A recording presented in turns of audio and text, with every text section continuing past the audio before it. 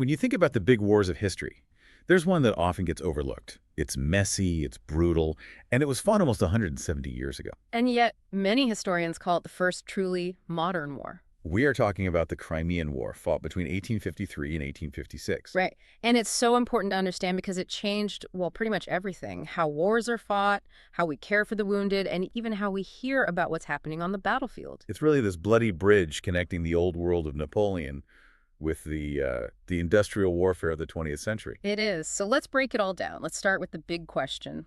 Why? Why did Britain, France, Russia, and the Ottoman Empire all go to war? It's never simple, is it? Never. It was a huge geopolitical pressure cooker. I mean, the main thing driving it was Russian expansion. You wanted to push south. Exactly, into the Balkans. The big prize for them was control over Mediterranean sea routes. It was all about getting access to warm water ports for their navy. And that would have set off all the alarm bells in London and Paris. Oh, absolutely. Britain and France were dead set against it. They saw a powerful Russian navy in the Mediterranean as a direct threat to their own trade, their own security. So they wanted to maintain the balance of power. That was the phrase they used. They were willing to fight to stop Russia from getting too powerful. And all of this is happening on land that belonged to the Ottoman Empire, which, at the time, was in a really bad state. A very bad state. They called it the sick man of Europe.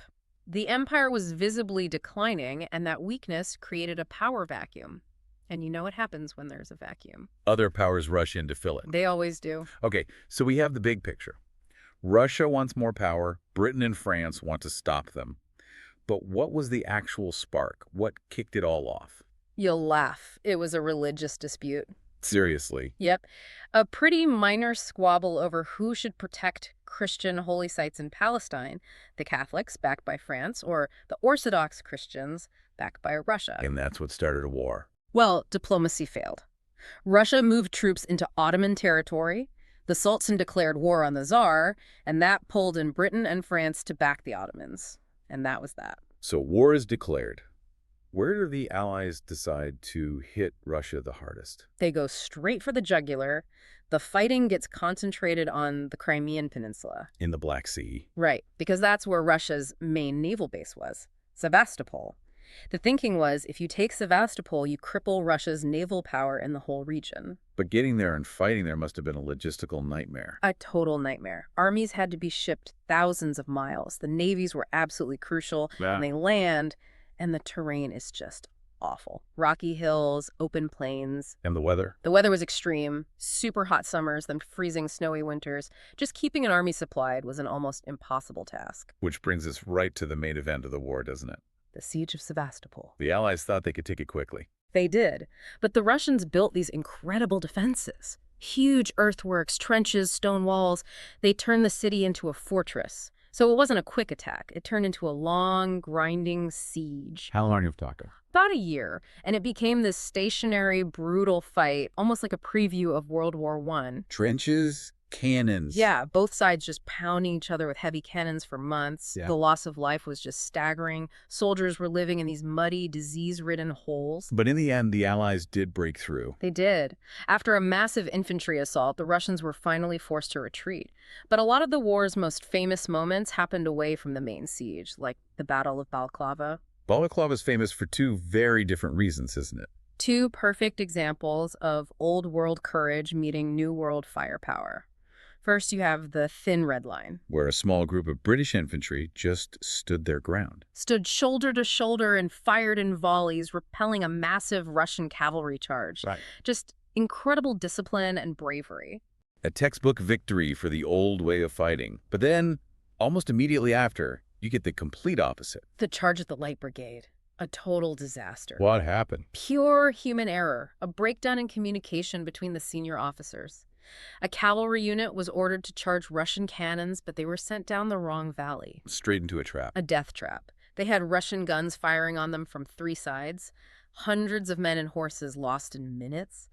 The poem written about it made it famous, but it was really a story of incredible bravery wasted by a terrible mistake. It really showed that courage alone couldn't beat modern artillery. Not anymore. And for the men who survived battles like that, life back in the camps was often even deadlier. Let's talk about that. the daily life of a soldier. It was relentless. 12-hour shifts digging trenches or moving supplies, living in tiny, flimsy tents, and the food was terrible. Hard biscuits, salt meat, No fresh vegetables. none. So scurvy was everywhere. And then in the winter of 1854, a massive storm hit. The Great Storm. It sank a lot of the supply ships. Suddenly, the army had nothing. No winter coats, no boots, no blankets. Men were freezing to death because of bad logistics. And with all those problems, clean water must have been impossible to find. Pretty much. So the camps became breeding grounds for disease. Cholera, typhus. And that's maybe the most important fact of the whole war. That more men died of disease than in battle. Far more. Sickness was the real enemy. And that brings us to why we call this war modern. It's not just the suffering, it's the technology that caused it. Right. Let's start with the weapons.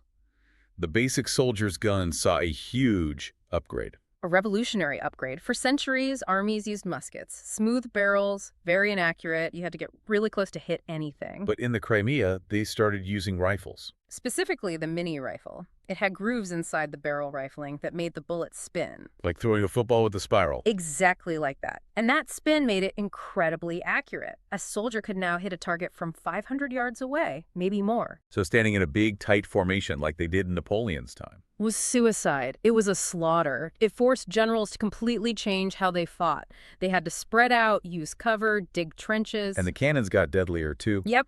They started using explosive shells instead of solid cannonballs, so one hit could take out a whole group of men. The casualty rates from everything just skyrocketed. And it wasn't just on land. The navies were changing, too. We see steam-powered warships fighting alongside the old sailing ships. Steam meant you weren't reliant on the wind. You could move your heavy guns wherever you needed them. There was also a new threat in the water. Underwater mines, a terrifying new weapon that made naval battles much more dangerous. So all this new technology is making the war deadlier. But at the same time, another piece of technology was changing how the war was understood. The electric telegraph. This might be the biggest non-military game changer of all. Because news could travel fast. Unbelievably fast. For the first time in history, news from the front line could reach London or Paris in a few hours, not weeks. What did that mean for the generals actually fighting the war? It was a nightmare. Politicians, thousands of miles away, with no idea what was really happening on the ground, started trying to micromanage the war. It caused huge confusion. But that same speed also created something new. Public pressure. Exactly. For the first time, the public at home was reading about battles almost as they happened. This put incredible pressure on the government and the military to deliver good news. And it led to this whole new level of transparency, because it wasn't just official reports getting back home. Right. This is the war that gives us the professional war correspondent. Most famously, a man named William Howard Russell, writing for the Times newspaper. And he wasn't just writing government press releases. No, he was writing what he saw with his own eyes. He wrote about the soldiers' suffering, the lack of food, the men freezing without coats in the winter. How did the public react to that? They were outraged. They read about incompetence from the officers and the terrible conditions for the troops, not just stories of glory. It caused a huge public outcry and demands for reform. And it wasn't just words. This was the first war where photography was used. Yes. So people could see images from the war zone. It made the whole thing much more real, much more political. And all that public pressure helped fuel major reforms, especially in one critical area. Healthcare. The medical situation was absolutely appalling at the start. But this is where Florence Nightingale comes in. It is. She went out to the military hospitals, not as a doctor, but as a manager, an organizer, and she focused on simple things. Cleanliness. Cleanliness, fresh air, good food. She cleaned the wards, got clean linens, demanded fresh water, and almost immediately the death rates started to drop. She used data to prove that it was infection killing the men, not just their wounds. She did. And we also have to mention Mary Seacole, another amazing woman who set up her own hotel near the front lines to give soldiers medicine, food, and a comfortable place to recover. Their work was truly groundbreaking. It basically created modern nursing and proved that hygiene saves lives. It changed military medicine forever. So eventually the war grinds to a halt in 1856. Russia is exhausted. They've lost Sevastopol. They just can't keep fighting. And the Treaty of Paris wraps things up. Russia is banned from having warships in the Black Sea, which was a huge blow to them. It was. But the real legacy wasn't in the treaty. It was in the lessons learned. The Crimean War shouted to the world that old tactics were dead, Future wars would be won by industry, logistics, and technology. It really was the bridge between two different eras of fighting, which leaves us with a final thought to consider. Back in 1855, the government struggled to control the story of the war with just one telegraph wire. Hmm, How impossible is it now for any government to hide the reality of war when information and images can travel around the entire globe instantly? that is something to think about. We hope this gives you a strong foundation for understanding how modern conflict began. Good luck with your studies.